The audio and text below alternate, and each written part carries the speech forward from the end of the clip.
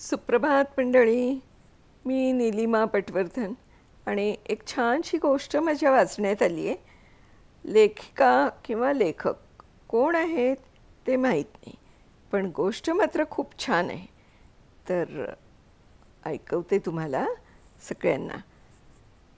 गोष्टीचं नाव आहे अजिमी देव पाहिला. अजिमी देव पाहिला. सुरू करते. सध्या 10 दिवस देवदैवतांच्या आगमनाची धूम असल्याने त्यांच्यासाठी मिठाया बनवून जरा दमल्यासारखंच झालं होतं. म्हणून पोळ्यावाल्या बाईंना म्हटलं, पाहुण्यांसाठी थोडा शेव चिवडा बनवून देतेस का? तिनं शिंगाड्याची शेव बनवायला घेतली. कशी झाली बघण्यासाठी थोडी तिच्या हातावर ठेवली आणि एक बोकाणा माझ्या तोंडात भरला.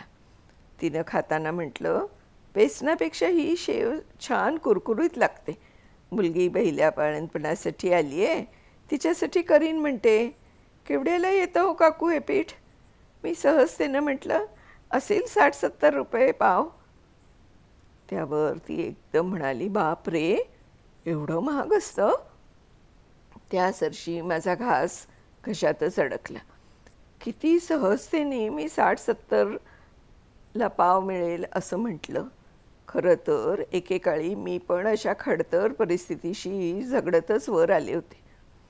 पण हिची कथा अधिक संघर्षमय होती. मोठी बहीण अकालीच वारली म्हणून तिच्या 3 लहान मुलांची आबाळ होऊ नये म्हणून तिच्या जागेवर हिचं लग्न लावून दिलं. ते कमी की काय म्हणून अजून 2 मुली तिच्या पत्रात टाकून आजाराचं निमित्त होऊन पती कायमचा सोडून गेला.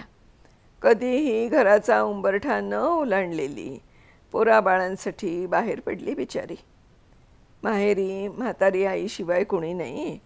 कसा बसा तोंडातला घास संपवला आणि एका डब्यात देवासाठी म्हणून बनवलेले थोडे लाडू, पेढे, अनारसे, थोडी शेव आणि आलेल्या साड्यातून बऱ्यापैकी एक हिरव्या रंगाची साडी काढून तिच्या हातात ठेवली. म्हटलं, घे, तुझ्या लेकीला दे माझ्याकडून.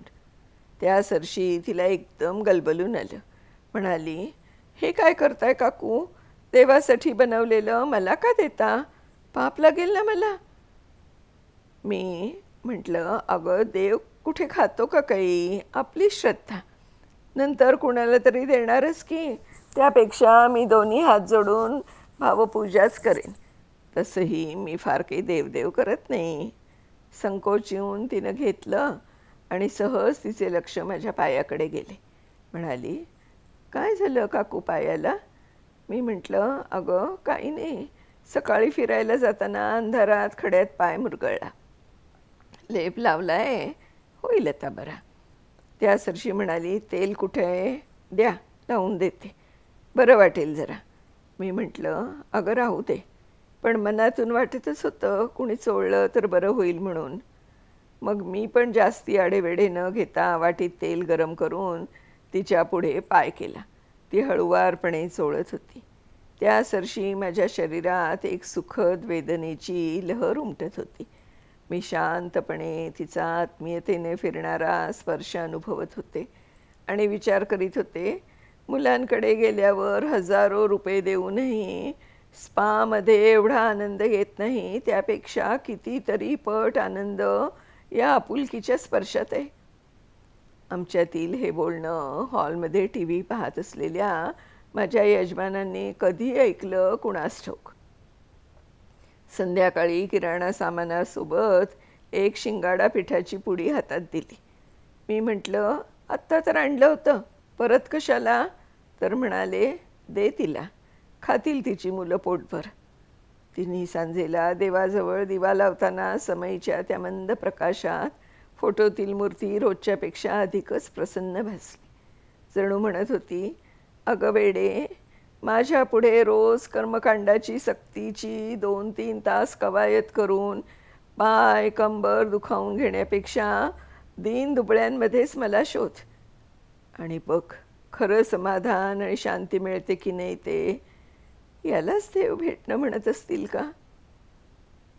खरं आहे मंडळी, मला पण बऱ्याचदा असंच वाटतं की आपण अशी जी गरजू लोक आहेत ना, त्यांना मदत केली ना तर ते जास्ती चांगलं. देव असतातच, त्याच्यावरती आपली श्रद्धा पण असते.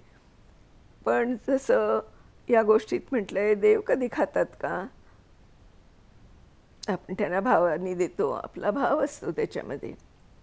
पण या गोरगरीब मुलांना दिलं तर मला असं वाटतं ते देवालाच मिळालं असं म्हणावं. खरं आहे ना? पुन्हा अशाच एखाद्या छानशा गोष्टीसह भेटणार आहोत. तोपर्यंत मी नीलिमा पटवर्धन आपली रजा घेते. धन्यवाद.